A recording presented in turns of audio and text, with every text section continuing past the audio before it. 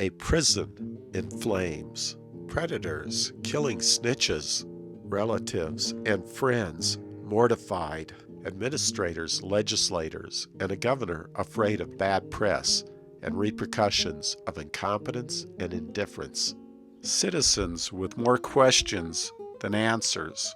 Just how could the worst prison riot in American history explode beyond everyone's control?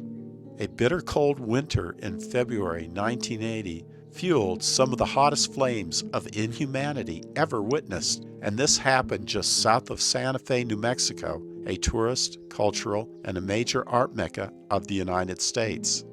The insanity started in an East Wing dormitory late Friday night through lax security and a futile attempt to stop some Hispanic inmates from getting blitzed on homemade liquor.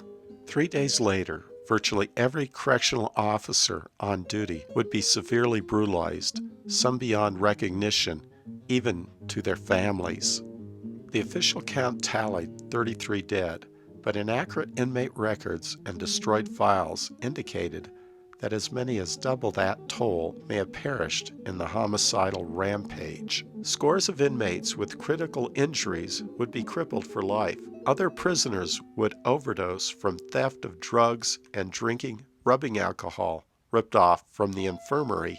2 major atrocities brought about the New Mexico prison riot: overcrowding and a snitch system fostered by corrupt prison officials.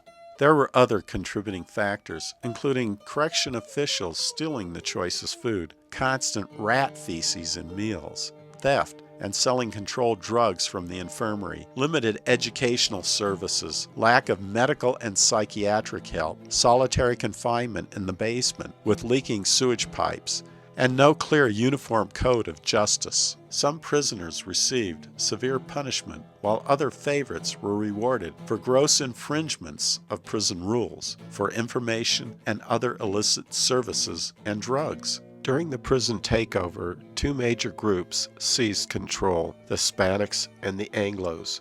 Both became so engrossed with killing the snitches that for the first 24 hours, the governor became justified in not sending in the National Guard. After all, the threats that the Guards' lives would be forfeit must be taken dead seriously. For the murderers to cover up their homicidal insanity, the executioners dumped the bodies into the gymnasium that was mostly wood. Soon, that entire wing of the prison would be leveled to cinders, along with any forensic evidence of any value.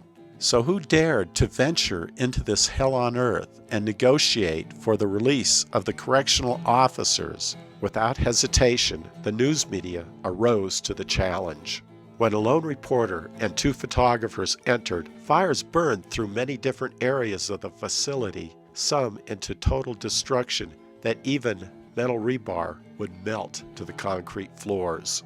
By Saturday night, 20 journalists' names were marked on a list. Soon, National Guard medics started carrying out the brutalized guards in an exchange gesture. But at the zenith of death and destruction, less than a handful of media representatives actually entered the facility.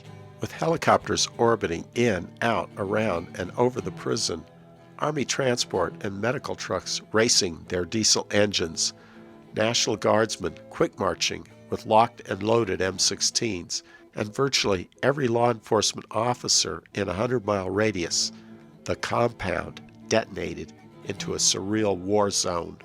By Sunday morning, when every hostage guard actually lived through extreme torture and the injured prisoners had been transported to St. Vincent's Hospital in Santa Fe, only then did the National Guard enter the smoked-out shell and apprehend the remaining inmates left standing.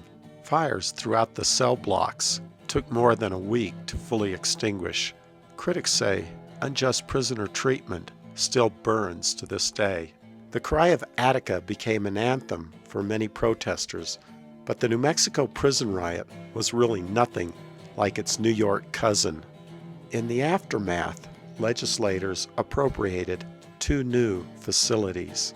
In a twist of bizarre reality, not a single inmate was ever charged or served criminal time or administrative incarceration for murder assaulting the guards, or destruction of government property. The state did not treat or compensate the brutalized guards well, but they did receive a monetary settlement against the manufacture of the reportedly unbreakable glass that allowed access to the entire prison. When the National Guard secured the facility with the flames still burning, the governor with his wife started to walk into the main entrance, but decided that was not such a good idea, turned around, and left.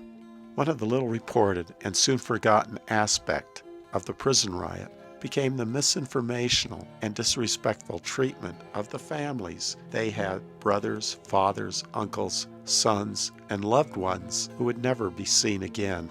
Over 700 prisoners were transferred out of state at great expense to the taxpayers. More than half never did return to a New Mexico State Penitentiary.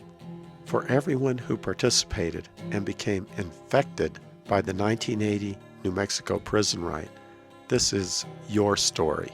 For everyone since, this has become an universal story. This is the story of the River of Blood.